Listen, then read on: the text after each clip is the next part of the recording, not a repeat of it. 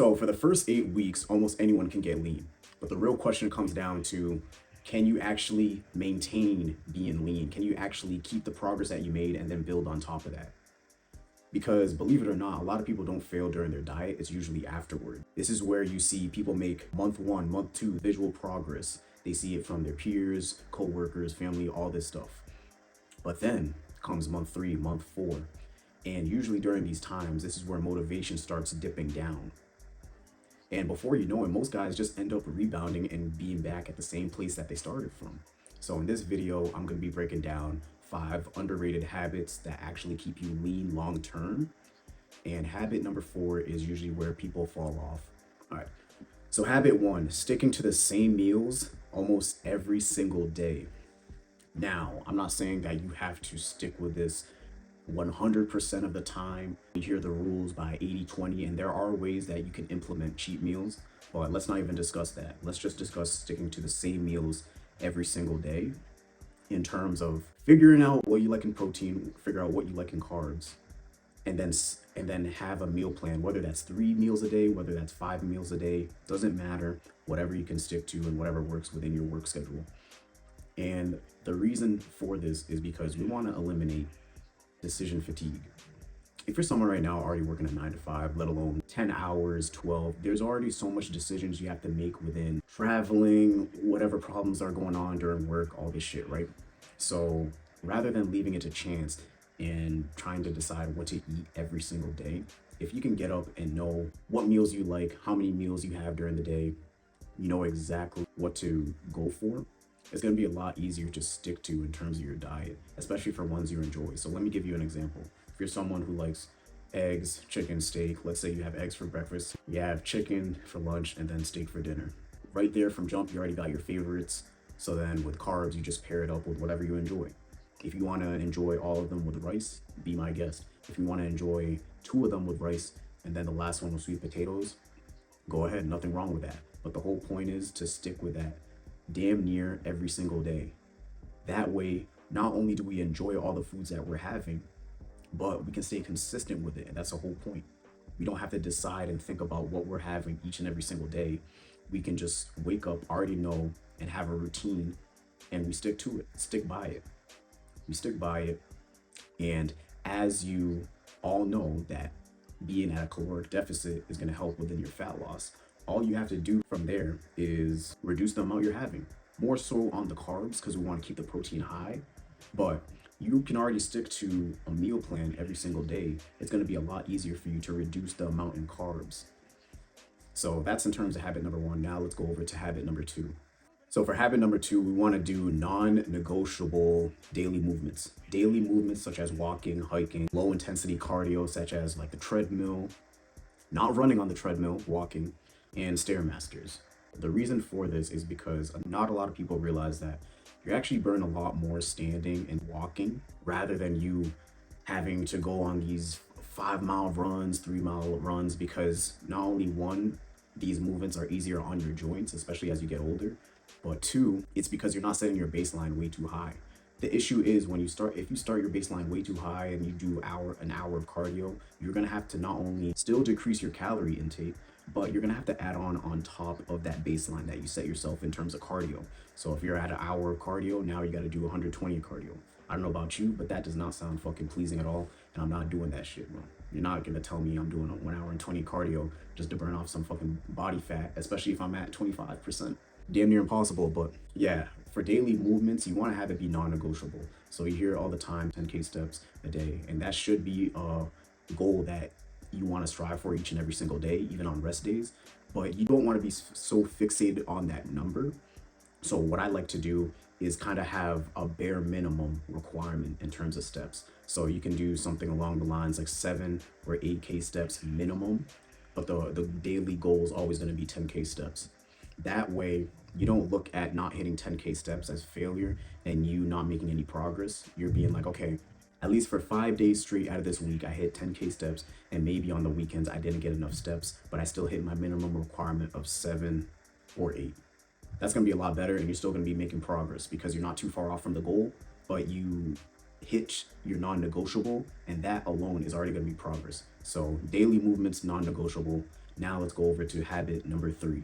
All right, so for habit number three, stop drinking your calories. Calories such as in like regular sodas, coffees, lattes, all this shit, bro. Dude, guys, there's so many alternatives that you can go towards rather than sticking to, let's say, regular soda, right? Regular soda is having around like 150, 200 calories, having a bunch of sugar in them, carbs too, even. And then the alternative, the diet version of it. The diet version that has almost damn near zero calories, zero sugar, and no carbs. And majority of you will pick the regular soda and have four cans of that. Now you're at a surplus of 600 calories just for that single day. So imagine what you're doing within a week. Same with the coffees and latte too, guys. There's so many alternatives such as zero sugar creamers, low calorie drinks. Start implementing those switches early on, especially in the beginning. But number one, start prioritizing water, guys.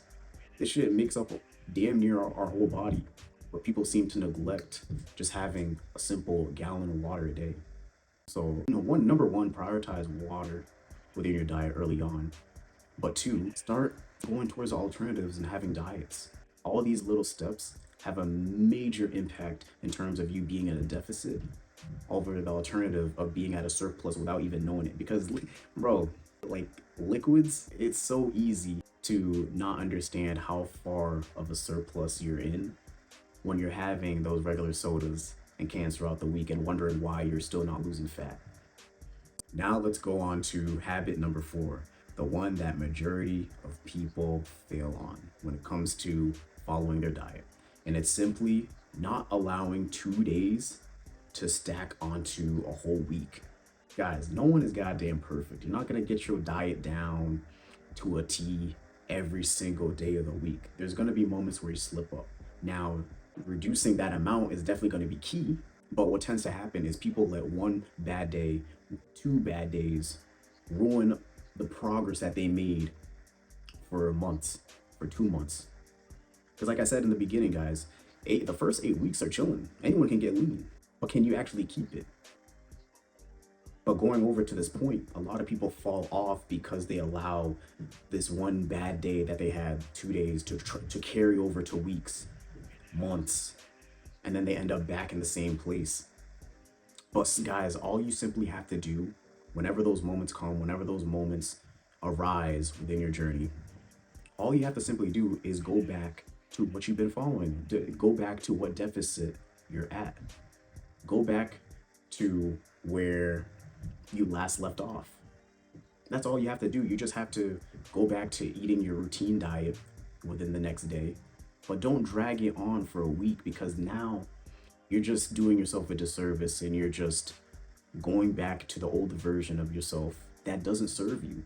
But that's what usually happens, guys. A lot of people fall off in this zone and they end up right back to where they are, or even worse. And now trying to return back to implementing those good habits again, it's going to be a lot tougher the second time around. But let's go over in terms of the fifth habit. The fifth habit being prioritizing progressive overload. Guys, I don't know how many times I have to say this, but just making sure that you're actually progressing within your workouts, within your lifts, is such a key thing in terms of making sure that you're actually fucking growing within the muscle groups that you're hitting each and every single week. If you're going to the gym and not having an idea of what you're doing, what workout you're doing, you're just going in there winging it, or just going by your favorite influencer's workout, you're never going to understand where you're actually progressing in, and you're just going to be wasting your time. So when it comes to picking out your split, pick something, whether it's a 3-day, 4-day, 5-day, 6-day, whatever the case. Make sure in those splits you're hitting each muscle group twice per week, so then you can maximize the growth potential in those muscle groups. But just understanding progressive overload and tracking your reps and weight. That way the following week you can go up in reps until you hit your total reps. Let's say you're in a range of 7 to 10. Once you get down to hitting 10 within your sets, then the following week you would increase in weight. But that's how you're going to know that you're progressing within your lifts with each exercise, and that's how you'll actually maximize your potential within your physique. But it's super crucial to understand and know whether you're progressing in the gym or not. You don't want to be going in there winging it, because you could be wasting years. We're wasting years of potential, not doing so, not prioritizing it. So I know I just gave 5 underrated habits, kind of going along the title, but I figured I'd throw in a bonus habit, bonus number 6, in terms of just understanding that this whole process is an identity shift. We have to start identifying as the person who is lean. So treating this thing like a whole dieting phase, you're already doing yourself a disservice, because you're still identifying with the old version of yourself. The old version of yourself, and following that system that kept them comfortable. But that's not what you want. You want to become lean. You want to have the physique that has that respect, that you can feel proud of. But you have to start identifying with that person. You see all over your media and all that stuff. You have to realize that those certain individuals identify as being fit. And that's what you have to start doing yourself too. You have to be someone who doesn't negotiate with themselves. You have to be someone that follows all those underrated habits and always follows through with them, because that's a system that you're going to have to go by when motivation is lacking. That's a system that you have to go by to acquire the goals that you have, or that you have set for yourself when you started this journey. And that is the system that you have to go by to stay lean for long term, rather than it being a fad or a quick fix or a process that's rushed. You can keep this for a lifetime at any age too. If you're someone of 30 plus and thinking it's too late, it's not. So just start identifying as someone who's lean, someone who's building themselves each and every single week, and you'll be good to go. But that's a little bonus tip right there, man. But those are the 5 habits, I guess 6 habits, that will have you stay lean for a long period of time. It will have you be at a much better place, especially when those hard days come around. This is something that you can follow throughout the year. That way you can prioritize being lean, gain a little body fat here and there, but nothing to a point where it's 20% body fat. You can go up to like 15 and then realize, okay, let me lock back in. And then you start cutting back down to like 12, 10%, and just enjoy that cycle of when you can enjoy yourself and then not have it be too much, and then just go back down, try and go back down to being lean. But that's a whole goal. That's a whole goal in mind. Staying lean, being confident, and having it improve all areas of your life and motivating people around you. That's what it's truly all about, man. But if you're someone right now who's looking to understand a little bit more when it comes to fat loss, that's what I break down in terms of my first video. So YouTube will definitely suggest it as this video ends. Definitely be sure to check that shit out. But until next time, I'll be back with another video. Peace.